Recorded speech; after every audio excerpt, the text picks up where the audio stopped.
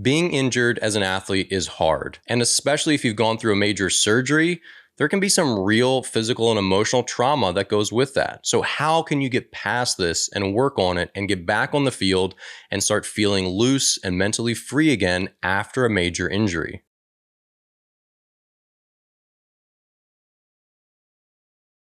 There's new research that's showing that athletes who've undergone surgeries show actual signs of PTSD. So the idea that athletes have trauma to overcome from, just on the field injuries is very real. And this is something that needs to be talked about more. And it's something that's very close to me because I've had 2 arm surgeries myself. And I know that it's a really long physical and emotional toll getting back not only on the field, but back to your former self where you feel like you're good again and you're whole again and you're not going to re-injure yourself, right away. So let's talk about 3 different things that you can do to help you move forward if you've had a major injury and you're maybe suffering a little bit mentally and emotionally. What are some things you can do to help get back to feeling good? A quick disclaimer, I am not a therapist or counselor, so this is not professional advice. If you feel like you need professional advice, definitely seek out someone who can help you. Number 1 is talk about it. Don't bottle up everything that you're going through. It's very common, especially for male athletes, to want to sort of act tough all the time and not open up to anyone about the things that you're struggling with. I did this. I had 2 arm surgeries, as I mentioned, and it was not easy. And I felt very lonely. It was very long getting back. I was like detached from my team. You just feel like you're left behind, really.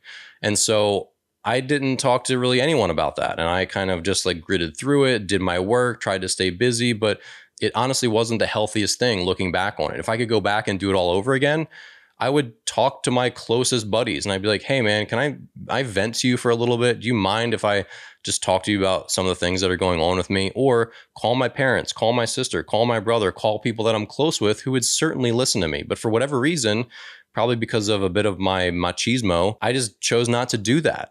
And I think, again, that's really common in men to not want to open up and not appear weak by talking about their struggles.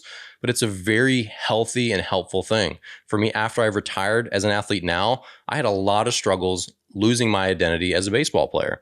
And I did talk to a lot of people about that. And the more I talk about it, the more positive and grateful I feel for my baseball experiences. So take it from me, bottling up your emotions, bottling up all of your struggles and trying to put on this tough front, it's really counterproductive. Yes, there are definitely times when you need to be tough and stoic as an athlete, but those are mostly on the field.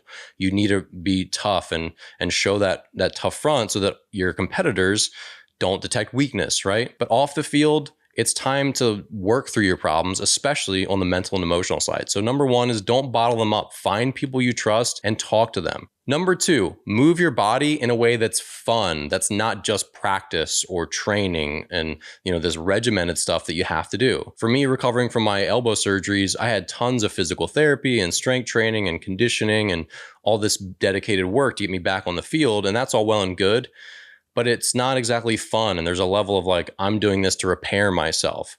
What I would do if I was going back, I would spend time just like running around shooting hoops. I'd spend time like running around playing pickleball with a buddy. I would do more things that are just impromptu, that are just fun, that are just like things I would do as a kid. And there's also evidence of this being really helpful for people with trauma. In the book, The Body Keeps the Score, which is written by a trauma doctor, he explains that many PTSD patients get major relief from doing things like yoga and dance and like theater, where they're moving their body and they're reestablishing a connection in a really positive way between their body and their mind. And so I think there's some real lessons here to take where, again, as athletes, especially at the higher level, you start to really get stuck in all of your movement is for a purpose, which is useful, right? That makes you a better athlete. You're training, you're practicing. All these are skill things devoted to make you better. But you don't really take the time that much to do other modes of physical expression that are just fun. Like the other day, I went out with a friend and I just kicked the soccer ball around. I'm not a soccer player. It's not going to make me better at anything. It's not going to make me better conditioned. It wasn't for fat loss or to get stronger. It just was to like have fun kicking the soccer ball. And I think doing little things like that are wonderful when you're not feeling your best, when you're mentally struggling. Just getting out, running around, being in the sun, and moving your body is a really positive thing you can do for your mental health. And number 3, consider going to a counselor or a therapist. Therapy is a sign of strength. If you go to therapy, it means you're working on solving a problem. And so too many men especially, they want to bottle up their feelings like we talked about earlier, and they think that going to therapy means they're weak, and it doesn't. It means that you're dealing with your traumas and your problems in a productive way.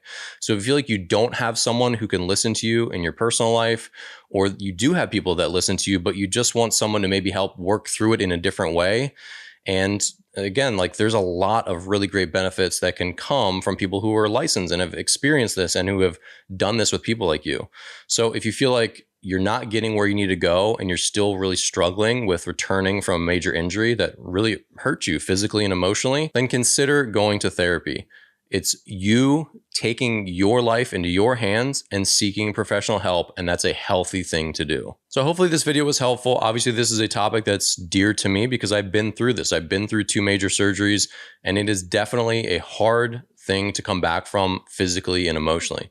So if you feel like you're struggling, hopefully today's video helped, and also seek out other mental health resources on the web. Look for people who will listen and look for professionals that can help you. All right. Thanks again for watching. Be sure to subscribe if you haven't below. Check out my book, This Slump Shall Pass, which is about mental skills for athletes of all sports and all ages. And I'll see you here in the next video.